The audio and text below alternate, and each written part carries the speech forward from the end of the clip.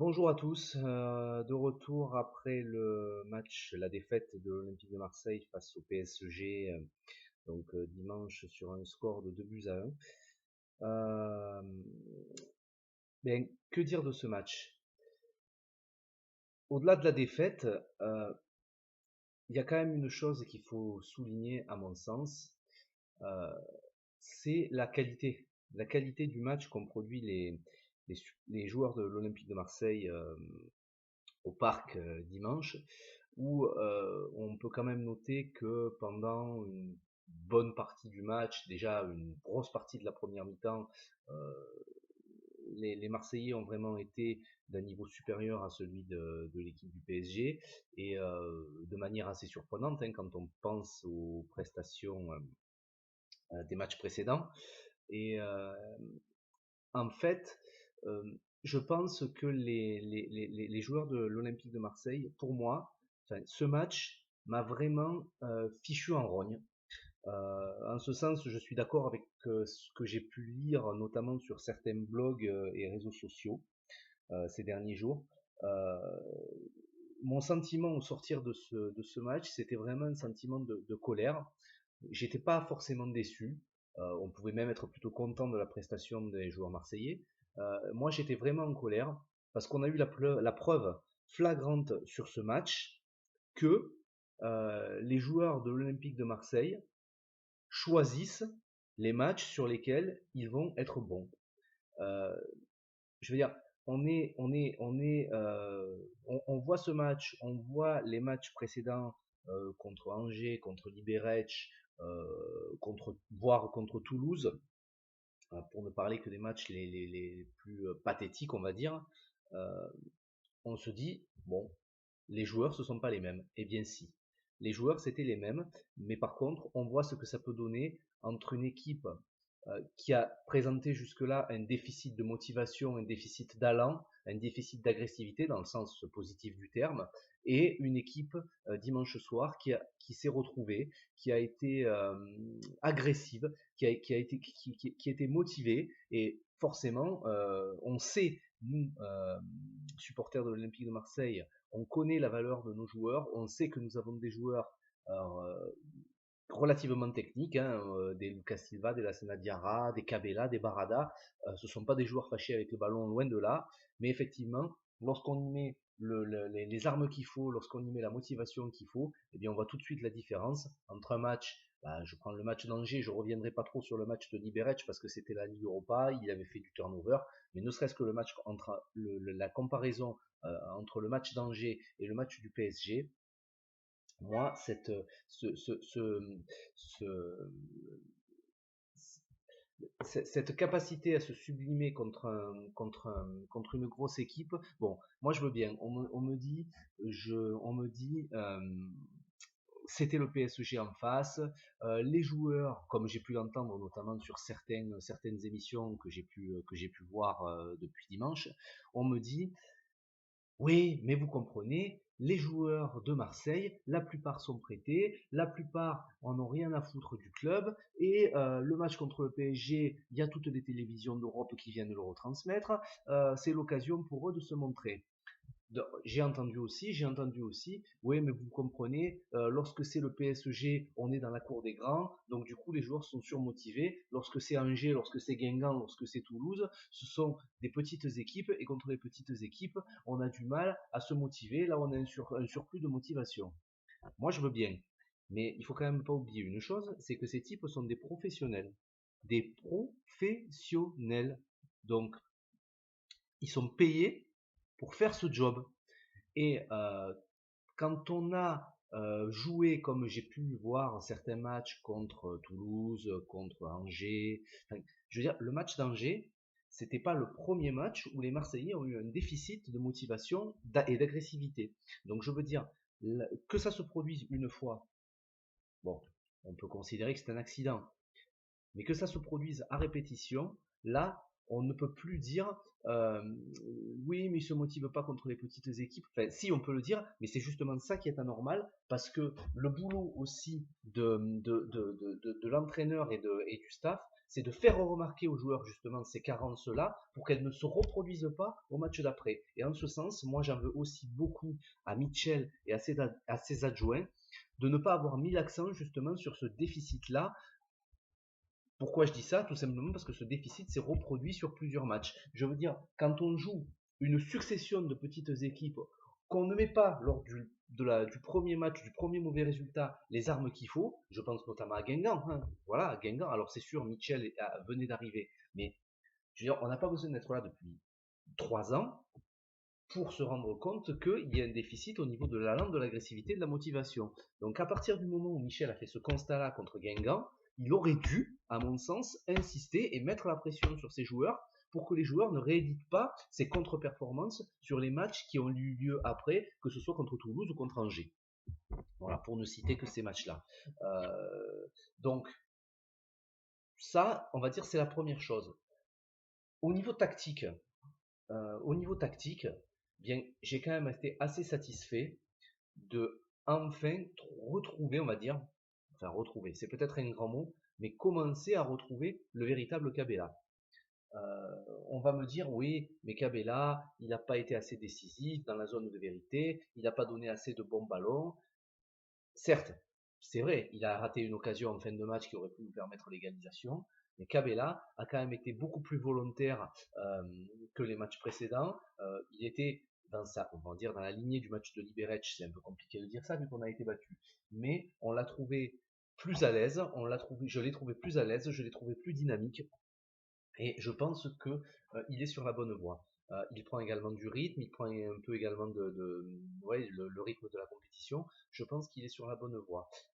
Et j'ai été très agréablement surpris également de constater que malgré sa lenteur, Barada, sur un poste on va dire de meneur de jeu excentré sur le côté gauche, a été remarquable de par sa qualité de passe. Alors, je vais simplement tempérer un peu ce propos en vous disant que dans un match contre une équipe joueuse telle que le PSG, Barada avait néanmoins le temps de réaliser ses contrôles, ses passes, de lever la tête et de faire étalage de toute sa vision du jeu et de toute sa technique. Contre des équipes où le marquage est beaucoup plus resserré, contre des équipes avec des lignes de 4 beaucoup plus regroupées entre le milieu de terrain et la défense, il est possible que Barada ait plus de difficultés. Cependant, j'ai quand même trouvé qu'il avait fait un bon match, malgré le penalty manqué, ou plutôt je devrais dire le penalty arrêté par Trapp, parce que contrairement à ce qui a été dit à la télévision par les commentateurs, je ne trouve pas que le penalty de Barada ait été si mal tiré que ça. Il est certes tiré à un petit peu à mi-hauteur, mais il est quand même tiré relativement proche du poteau, et Trapp a admis lui-même qu'il avait été chanceux de l'arrêter en sachant qu'il est parti du bon côté et que bon, il a réussi à détourner ce ballon. Voilà, j'en veux pas tellement à Barada sur ce penalty, d'autant plus qu'il se l'était obtenu lui-même et qu'il avait remarquablement joué le coup. Je reviendrai pas sur cette histoire de penalty. Je l'avais déjà dit après le match de Lyon. Les arbitres sont là pour appliquer des décisions, sont là pour appliquer des décisions, prendre des décisions à vitesse réelle. À vitesse réelle, on aurait pu siffler penalty pour la faute de Mandanda sur Zlatan. On aurait pu ne pas le siffler, sachant que Zlatan ne joue pas forcément le ballon et va provoquer le penalty. On aurait pu aussi ne pas siffler le penalty sur Barada. La main de Rolando, elle y est. Après, volontaire, pas volontaire. Ça, c'est une interprétation du règlement qui est laissée à l'appréciation de l'arbitre. Je veux dire, voilà, le penalty a été sifflé, ils ont été transformés. Nous, on n'a pas été capable de transformer le nôtre. Voilà, c'est comme ça. J'en dirai pas plus là-dessus. Je préfère retenir, malgré la colère que je peux ressentir et malgré le fait que on ait eu la preuve flagrante que les joueurs choisissent leur match, je préfère retenir la prestation d'ensemble de l'équipe parce que ça va donner une base de travail intéressante pour les 15 prochains jours là, de trêve internationale à Mitchell et à ses adjoints. J'espère simplement que Mitchell va commencer à réaliser qu'en mettant les joueurs au poste qui leur conviennent, on peut peut-être être beaucoup plus performant et beaucoup plus intéressant dans notre façon de jouer et dans notre pressing.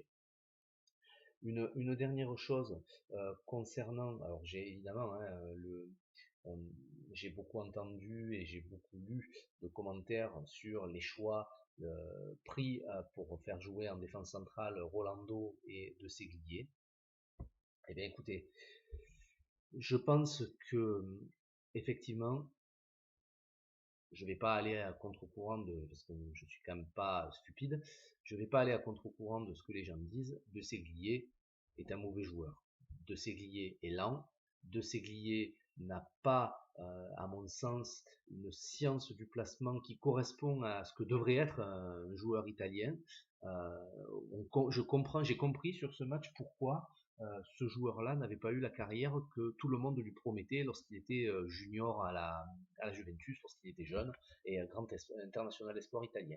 Euh, Après, je tempérerai juste un peu, et c'est également le cas d'ailleurs pour Rolando, mais je parlerai de Rolando juste après, je tempérerai juste un peu cette, euh, cet argument en disant que De Séglier n'a quand même, à l'instar par exemple de la Diarra, mais voilà, c'est un autre niveau, euh, De Séglier n'a pas joué énormément ces derniers mois, donc De Séglier est sûrement encore en manque de rythme, et tout le monde sait que pour un défenseur latéral, qui doit donc par définition énormément couvrir le terrain pour compenser les déplacements de ses latéraux, pour coulisser lorsque le ballon navigue d'un côté et de l'autre, donc doit avoir besoin d'énormément de rythme et d'énormément de matchs.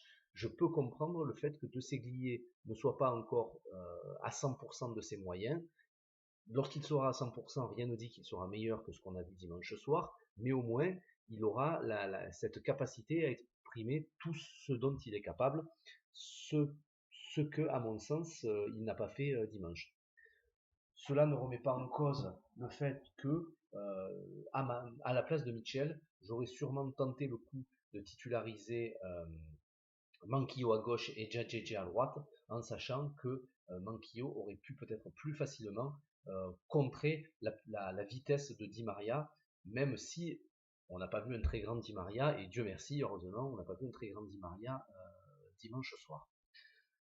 Rolando, bien écoutez, beaucoup de gens disent, peut-être à raison, mais je ne rentrerai pas dans ce débat-là puisque je n'en sais rien, que le choix de Rolando a été dicté par Doyen Sport. Peut-être, peut-être pas, de toute façon, on n'en aura jamais la preuve. Je préfère penser que Mitchell a choisi de titulariser Rolando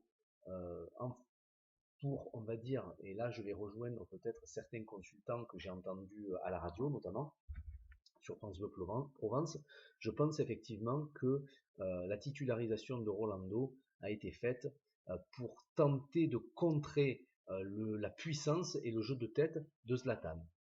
Force est de constater que le choix n'a pas été payant puisque ça n'a pas marché.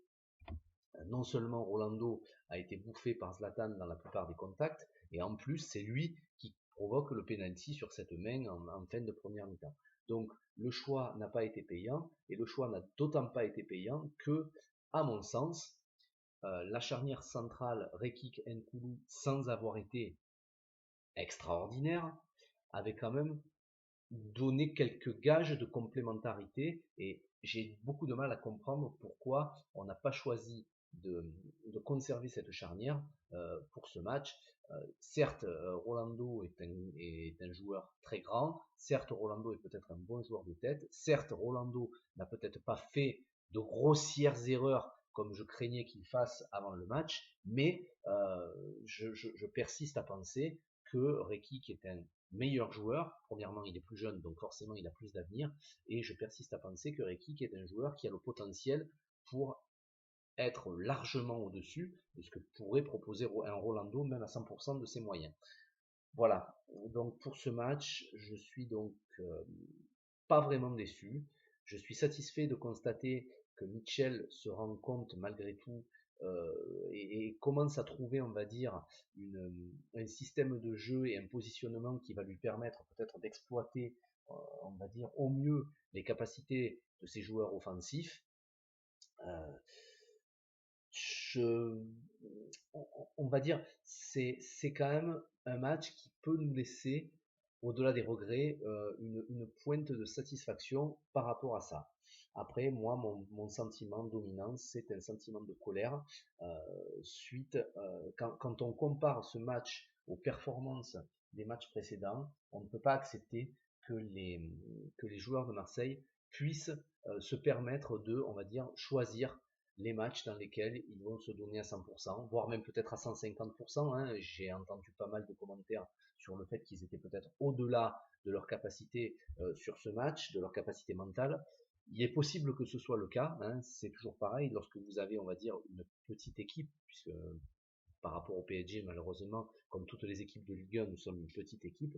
Donc effectivement, lorsqu'une petite équipe affronte une grosse équipe, il y a toujours un surplus de motivation, mais cela ne revient pas à dire de ne pas faire le travail, puisqu'on est professionnel, on est payé pour ça, de ne pas faire le travail en termes mental contre les petites équipes. Ça, c'est un paramètre qui est totalement irresponsable.